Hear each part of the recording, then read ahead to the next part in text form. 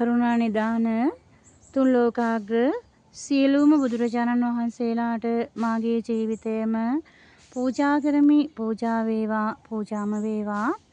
ශ්‍රද්ධාවන්ත පින්වතුනි, මේ ලෝකයේ යථා ස්වභාවය සත්‍ය අවබෝධ වීම පිණිස විශේෂයෙන්ම සිත දියුණු විය යුතුය. සම්බුදුරජාණන් වහන්සේලා මේ ලෝකයේ සත්‍යම වූ ස්වභාවය මනාකොටම අවබෝධ කරගන්නවා. තුන් ලෝකයේම උන්වහන්සේලාට විවෘත වෙනවා. ඒ විතරක් නෙවෙයි පින්වතුනි, උන්වහන්සේලාට සියල්ලම සියලු ලෝක ධාතුන් ගැන සත්‍ය විවර වෙනවා. අනාවරණ ඥානය ඇති වෙනවා. පින්වතුනි, මේ මනස ආවරණය වෙලා තියෙන නිසා තමයි ඇත්තම ස්වභාවය පේන්නේ නැත්තේ. ඔය ඇත්තම ස්වභාවය දකින්න එකට කියනවා, ඒ දකින්න හිත දියුණු කරන එකට කියනවා විදර්ශනා භාවනාව කියලා. විදර්ශනාව තුළින් වෙන්නේ සත්‍ය විනිවිද දකින්න එක.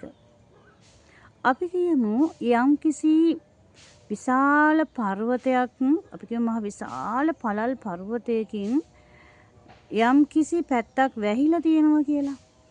එතකොට ඒ පර්වතය සිඳලා බිඳලා දැම්මේ නැත්නම් අපට එහා පැත්තේ තියෙන දේවල් පේන්නේ නැහැ.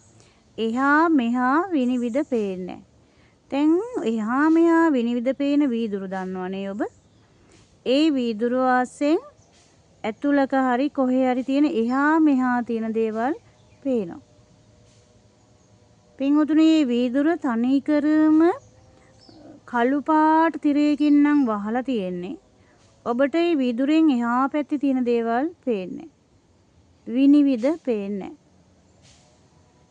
ඒ වගේ පින්වතුනි, මේ මනස අවිද්‍යාව කියන තිරයෙන් වැහිලා නිසා යථාර්ථය පේන්නේ, අතුලාන්තය පේන්නේ. මතු පිට දැක්මටම මනස හිර වෙනවා. ඒ කියන්නේ මේ ඇසට පේන රූපවලම මනස හිර වෙනවා. ඒ නිසා මේ යුගයේ බොහෝමයක් මිනිස්සු කරන්නේ මේ මතු පිට දේවල් ඔස්සේ බුදුදහම හොයන්න යනවා. ඉපදුණු තැන් හොයන්න යනවා, වාද කරනවා, විවාද කරනවා. පින්වතුනි, මේක ಗುಣ වගාවක්, ಗುಣ ධර්ම දියුණුවක්. දැන් බෝධිසත්වයන් වහන්සේ පාරමී පූර්ණේ කළේ මේ යථාර්ථය දකින්නනේ. තුන් ලෝකයේම සියලු ලෝක ධාතුන්, තුන් ලෝකේ කියන්නේ දිව්‍ය බ්‍රහ්ම මනුස්ස ලෝක, ඒ වගේම සියල්ලම විනිවිද දකින්නනේ උන්වහන්සේට මනස පිරිසිදු වුණේ. ඒ මානසික පාරිශුද්ධිය ලැබෙන්නේ මේ විශ්වයට කරන කැපකිරීම අනුව. මේ ලෝකයට හරි මොකක් හරි වචනයක් කියමුකෝ, ඒ තැනට මේ ස්වභාවයට කරන කැපකිරීමේ ප්‍රමාණය මත ලෝකයා උදෙසා ඇස් දන් දෙද්දි, මස් දන් දෙද්දි, ඉස් දන් දෙද්දි අන්න ඒ කුසලතාවය තමයි දියුණු වෙන්නේ. අනුන් උදෙසාම ප්‍රාණය පුදද්දි මේ ලෝක ස්වභාවය, ස්වභාව ධර්මය, ඒ ලෝකේ සත්‍ය ස්වභාවය විවර කරලා දෙනවා ඒ මනසට. පාරමී, උපපාරමී, පරමත්ත පාරමී පූර්ණේ වෙද්දී උන්වහන්සේට අනාවරණ ඥානය පහළ වෙන්නේ ඒ නිසා. කිසිම තැනක් ලෝකේ වැහෙන්නේ නැහැ. වැරදි කරන මිනිස්සුන්ට පින්වතුනි ලෝකේ වැහෙනවා. කපටි මිනිස්සුන්ට, හොරුන්ට, සත්තු මරණ අයට, බොරු කියන අයට, වැරදි කාම සේවනය කරන අයට ලෝක ස්වභාවය වැහිනවා. ඇත්ත පේන්නේ. ඔබ අහලා ඇති රහතන් වහන්සේ නමක් වෙන්න කලින් එක භික්ෂුවක් තපෝදා නදී තීරේ පැම්පාස් වෙලා දිය සිඳෙන්න වේලෙමින් ඉන්න වෙලාවේ එක දෙව්දුවක් ඇවිල්ලා කියනවා කාමයේ අනුභව කරන්න කියලා.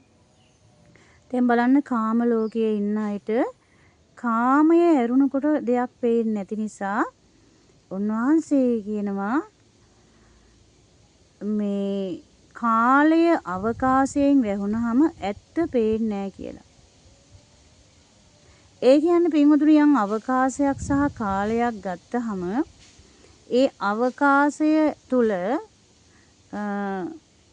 පින්වතුනි අපි කියමු ඒ මානසිකත්වය පවතින ආකාරයට අනුරූපව තමයි ජීවිතය පවතින්නේ. ඒ කියන්නේ පින්වතුනි මනස පෙන්වන දේ තමයි ඒ මනුස්සයාට පේන දේ. දැන් ධර්මය වුණත් නිවැරදිව තේරුම් ගන්න බැරි වෙලා තියන්නේ ඇයි? මනස පෙන්වන දේ තමයි පේන දේ, තේරෙන දේ. විශේෂ දැක්මක් විදර්ශනාවක් නැහැ. ඒ නිසා යථා භූත ඥානයක් නැහැ. යථාර්ථය ගැන වැටහීමක් නැහැ. යථාර්ථය වැටහෙන්නේ නැත්තේම පින්වතුනි අර කියන කුසලතාවයන් පරිපූර්ණේ නොවීම නිසාමයි. සාරිපුත්තයන් වහන්සේට උන්වහන්සේට මගදීම අර බණපද දෙක ඇහෙනකොටම යථාර්ථය වැටහුනේ ඒ පිනිස කුසලතාවයන් මෝරලා තිබුණු නිසායි. අතහැරීම මේ ලෝකය කියන්නේ හිස් දෙයක් කියන එක කියන්නේ වැටහීමක් තිබුණු නිසා. එම් භාවනා කරනවා කියන්නේ පින්වතුනි මේ යථාර්ථයේ ගවේෂණය කිරීමමයි. එක විනාඩි 5ක් ඉඳලා නැගිටලා යන එකක් නෙවෙයි. සෑම මොහොතකම අවදි සිහියෙන් ඉඳිය යුතුයි ඇහැරගෙන ඉන්න.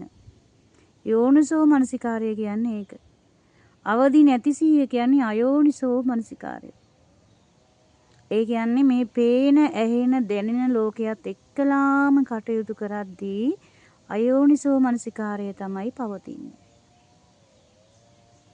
ඔබ හොඳින් දකින්න එක. ඒ කියන්නේ ඔබ ගෙදර වැඩ කරද්දිත් ඔබ ඒ ඉන්නේ රූප ලෝකයක් එක්කලා නම් එතන නිත්‍ය සුඛ ආත්ම සංඥාවමයි වැඩ කරන්නේ. හැබැයි පින්වතුනි යම් වෙලාවක එක භාවනාවකින් හරි කෝ ඉරියාපත භාවනාව ඒකෙන් කරනවා කියන්නේ මෙතන සතර මහා භූත කොටස් ටිකක් විතරයි තියෙන කියලා ධාතු මනසිකාරයෙන් දැක්කත් ඒ වගේ. එතකොට ඉන්නේ යෝනිසෝ මනසිකාරයෙන්. දැන් ඉරියාපතෙන් ඉන්නවා කියන්නේ සිතට අනුව මේ කය වැඩ කරන විදිහ. සිත විසින් මෙහෙවනවා, කය විසින් ක්‍රියාත්මක වෙනවා. එතකොට සිතට අවශ්‍ය අවශ්‍යතාවයන් කය විසින් මෙහෙවගෙන යන එකක් තමයි මෙතන වෙන්නේ. සිත කියන්නේ පින්වතුනි හටගත්ත තැනම නිරුද්ධ වෙලා යන එක. ඒ සිතක් හටගන්නේ ඒ මානසිකාරයට අනුරූපව. අයෝනිසෝ මානසිකාරේ නම් ඉන්නේ දැන් අපි කියමු උයන්න කියන සිත ඇති වෙනවා කියලා චේතනාවක් කර්මයක් බවට පත් වෙන චේතනාවක් උයන්නේ කන්න. හැබැයි එතකොට ක්‍රම දෙකකට උයන්න පුළුවන්. එකක් තමයි මේකේ තියෙන කයේ ආදීනව වශයෙන් මෙනෙහි කරන්න පුළුවන් මේ බඩගින්න කියන එක මහා රෝගයක්. මේ දිගින් දිගටම මේ බඩගින්නට කොච්චර සංසාර දීර්ඝ කාලයක් කවන්න පොවන්නේ නැද්ද? මේක මහා විශාල කරදරයක්, වෙහෙසක්, පීඩාවක්. මේක තමයි දුක වෙන්නේ. උපායාසය, වෙහෙසීම කියලා සිහි කරන්න පුළුවන්. නැත්තම් තණ්හාවෙන්, ආශාවෙන් ඒව කරන්න පුළුවන්. වැඩියක් අපට පේන්නේ ඒව ආශාවෙන් අගය කර කරන එක. දැන් අයෝනිසෝ මනසිකාරය එකක්, යෝනිසෝ මනසිකාරය එකක්. අයෝනිසෝ මනසිකාරයෙන් සසර ගමන දික් වෙනවා. අකුසල් බොහෝ රැස් වෙනවා. යෝනිසෝ මනසිකාරයෙන් ඒකාන්ත වශයෙන්ම නිබ්බිදාවට උපකාර වෙමින් සසරින් එතර වෙන්න පුළුවන්. සියලු දෙනාටම ධර්ම අවබෝධ වේවා.